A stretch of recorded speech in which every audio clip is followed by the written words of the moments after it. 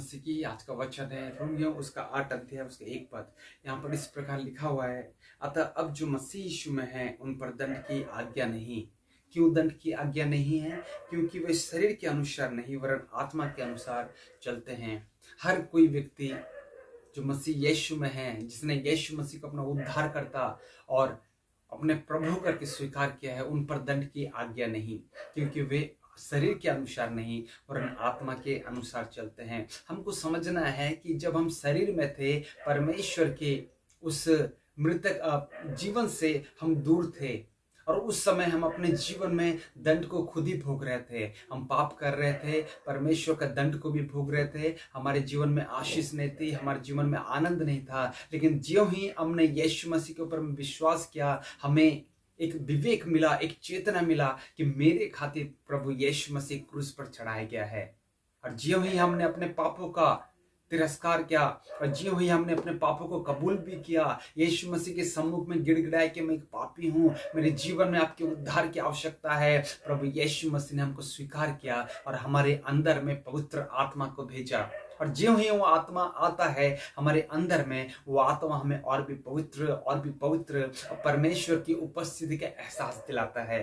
और इसे ही कहते हैं आत्मा में चलना, कि हम आत्मा की हर एक बातों को मानकर हम अपने शरीर के क्रियाओं को क्रूस पर चढ़ाते हैं और पवित्र आत्मा के द्वारा बोले गए हर एक वचनों को हम अपने जीवन में पूरी करते हैं। मेरे प्रियो, आत्मा का फल बाइबल में दिया गया है और आत्मा के अनुसार चलने का अर्थ भी हमारे जीवन में दिया गया है। हम जब प्रभु यीशु मसीह को नहीं जानते थे तब हम अपने जीवन में शरीर के अनुसार दिन काटते थे, यानी कि हम झगड़े, लड़ाई, मारपीट, गाली गलौज, विभिन्न प्रकार की गलत बातें, अपने मुंह से मिथ्या बोलना, शैतान को अवसर देना ताकि वो हमारे जीवन में कार्य कर सके, बहुत प्रकार का पाप हम अपने जीवन में करते थे जब हम शरीर के लिए जीते थे। लेकिन ज्यों ही हमने आत्मा के लिए जीना शुरू कर दिया, हम अपने शरीर को काबू करने लगे, हम अपने शरीर को परमेश्वर के सम्मुख में लाने लगे। प्रभु, इसके अंदर जो भी बुरी बातें हैं तो उसका नाश कर, और हमने प्रभु के आत्मा के द्वारा चलना सीख लिया है।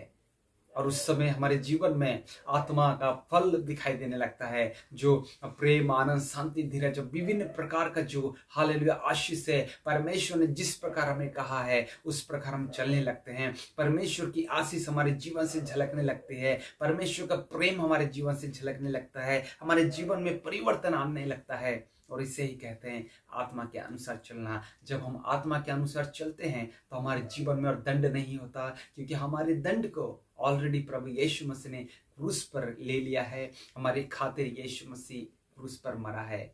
इसलिए आत्मा के अनुसार चलें, आत्मा के अनुसार गाइडेड होने पाए। मैं आपके लिए प्रार्थना करना चाहूंगा ताकि पवित्र आत्मा को और भी गाइड करे। जिस प्रकार पीड़ितों के जीवन में पवित्र आत्मा का कार्य होता था, उस प्रकार आपके और मेरे जीवन में पवित्र आत्मा का कार्य होने पाए। दयालु प्रभु, मैं प्रार्थना करता हूँ कि परमेश्वर आपके आत्मा के द्वारा हमें चलने के लिए अनुग्रह दे, हमें सामर्थ्य दे, हमें ताकत दे प्रभु, कि हम आपकी आत्मा के अनुसार चलने पाए, आपकी महिमा करने पाए। पिता, आपने कहा है जिस प्रकार की आत्मा के अनुसार चलने वाले व्यक्तियों के जीवन में दंड नहीं है प्रभु, ऐसा ही होने दे। आपने हमारे प्रार्थना को सुना, धन्यवाद। यीशु के नाम से मांगते हैं, आमीन आमीन। परमेश्वर आप सबको बहुत आशीष दे। परमेश्वर के आत्मा के अनुसार चलें। God bless you.